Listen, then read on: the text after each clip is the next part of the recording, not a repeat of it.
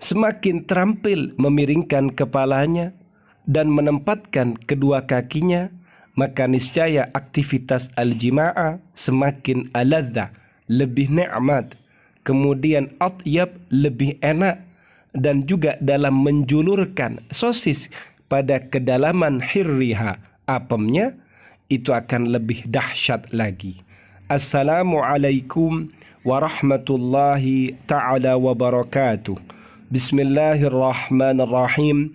Alhamdulillahi rabbil alamin. Allahumma salli ala Sayyidina Muhammad. Pada kesempatan kali ini kita akan mengkaji halatul jima', beberapa kondisi dalam aktivitas al-jima'. Kajian ini diambil dari kitab Nawadirul Aik fi Ma'rifatin Nik, karyanya Imam Jalaluddin As-Suyuti. Mari kita simak kajian berikut ini. Bismillahirrahmanirrahim. Faslun fasal halatul jima'i, beberapa kondisi al-jima'i, melakukan aktivitas al-jima'. Al-ula, yang pertama, alla yujami'a, hendaknya sang suami tidak melakukan al-jima'a ala riqi, pada kondisi kehausan, kondisi meludah. Jadi kondisi yang pertama, seorang suami tidak dianjurkan untuk melakukan aktivitas al-jima'a dalam kondisi kehausan. Kemudian yang kedua, wala ala ju'in, dan hendaknya sang suami tidak melakukan al-jima'a ala ju'in dalam kondisi lapar. Yang kedua, kalau kalian sedang kelaparan, jangan melakukan aktivitas al-jima'a. Kemudian yang ketiga, wala aqibal akli, dan juga dianjurkan untuk tidak melakukan al-jima'a aqibal akli, setelahnya makan. Setelah kalian makan ini kan kalian kekenyangan, ini termasuk dianjurkan agar tidak melakukan al-jima'a. Faham ya? Wala aqiba ta'bin. Dan yang keempat, tidak dianjurkan melakukan al-jima'a setelah keletihan, kecapean. Karena suami yang ia memaksakan dirinya untuk melakukan al-jima'a, padahal ia dalam kondisi letih, kecapean, biasanya gampang lahar, gampang keluar, gampang inzal, keluar mani. Faham ya? Jadi pada kitab ini ada 4 kondisi, ada 4 keadaan dalam melakukan aktivitas al-jima'ah. Kemudian 4 ini termasuk 4 kondisi yang dianjurkan agar tidak melakukan al-jima'ah. Yang pertama, hendaknya seorang suami tidak melakukan al-jima'ah dalam kondisi kehausan. Kemudian yang kedua, tidak melakukan al-jima'ah dalam kondisi lapar. Kemudian yang ketiga, hendaknya ia tidak melakukan al-jima'a dalam kondisi kenyang atau setelahnya makan.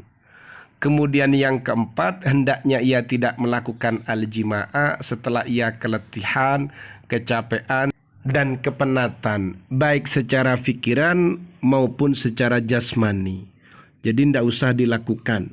Wa kullama ajyada, semakin sang suami terampil, semakin piawai, imala taroksil mar'ati, memiringkan kepala istrinya, wa nasaba rijlaiha, dan memasang, menempatkan rijlaiha, kedua kaki istri, wa istaha, dan tuburnya, kana asyadda liikfa'il airi ila qa'ri harriha, maka ia semakin dahsyat dalam memasukkan, memberikan, mempersembahkan al-air zakar ila qa'ri, pada kedalaman harriha, vaginanya. Semakin suami ini terampil dalam memiringkan kepala istrinya, menempatkan rijlaiha, kedua kakinya, wa istaha, dan duburnya, maka apa yang terjadi? Maka akan semakin dahsyat, semakin istimewa dalam menjulurkan al-air zakarnya ila qa'ri harriha, pada kedalaman harriha, vaginanya.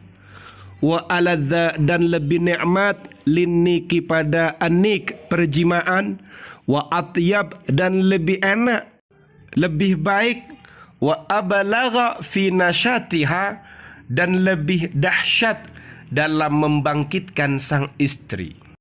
Jadi kalau ingin anik al-jima ini semakin nikmat, wa atyab dan semakin enak, wa ablagh fi nasyatiha dan semakin bisa membangkitkan sang istri. Ada lagi beberapa kondisi, beberapa situasi yang jika pasangan suami istri mengalaminya, maka sang suami dianjurkan untuk tidak melakukan aktivitas al-jima'a. Wa hunaka di sana halatun ukhra, kondisi atau situasi yang lain tamna'u yang mencegah azauja pada suami minal jima'i dari melakukan aktivitas al-jima'a. Wa minha di antara kondisi atau situasi itu al-halah an-nafsiyah as-sayyi'ah, kondisi kejiwaan as-sayyi'ah yang buruk. Jadi kalau situasi mentalnya, kejiwaannya, psikologisnya itu buruk, maka dianjurkan aktivitas al-jima'a ini dihindari.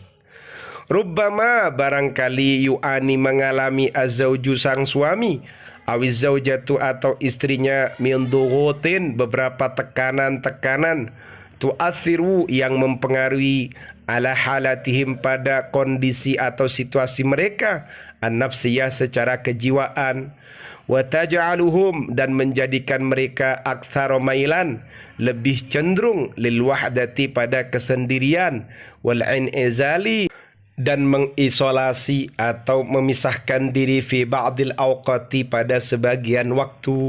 Terkadang sang suami atau istri itu mengalami beberapa tekanan, baik tekanan di keluarga, masyarakat, atau di kantor, atau di tempat kerja. Dan tekanan ini mempengaruhi pada situasi dan kondisi mereka, yang kemudian akhirnya ia lebih cenderung untuk menyendiri. Indama yash'uru, ketika merasakan ahadut tarfaini, salah satu dari kedua belah pihak, bi anna tarfal akhara, bahwasannya partnernya, pasangan halalnya, la yarghabu bi mumarasatil alaqatil hamimati, ia tidak menyenangi mempraktekkan al-alaqah hubungan al-hamima intim, fayajibu maka wajib ayyulabbiyah, pasangannya merespon, menyambut raghbatahu pada keinginan itu, khilala hadil fatrati di sela-sela masa ini. Maksudnya menyambut itu ya harus bersabar, tidak usah melakukan aktivitas al-jima'a karena pasangan halalnya sedang tidak menginginkannya. Li'annal mumarasata, karena sesungguhnya praktek atau perlakuan al-hamimata yang intim, athna ad-dughut an-nafsiyah, di tengah-tengah tekanan kejiwaan, yumkinu an takhluwa minhal masyairu, maka memungkinkan kosong dari beberapa perasaan, artinya tidak enak, tidak dinikmati. Wabitali selanjutnya la yash'ura, tidak merasakan at-tarfani kedua belah pihak, bil istimta'i menikmati, tidak bisa menikmati, khilalaha di tengah-tengah melakukan al-mumarasah al-hamimah, mempraktekkan al-hamimah yang intim, maksudnya al-alaqah hubungan al-jinsiyah seksual. Faham ya? Semoga bermanfaat, amin.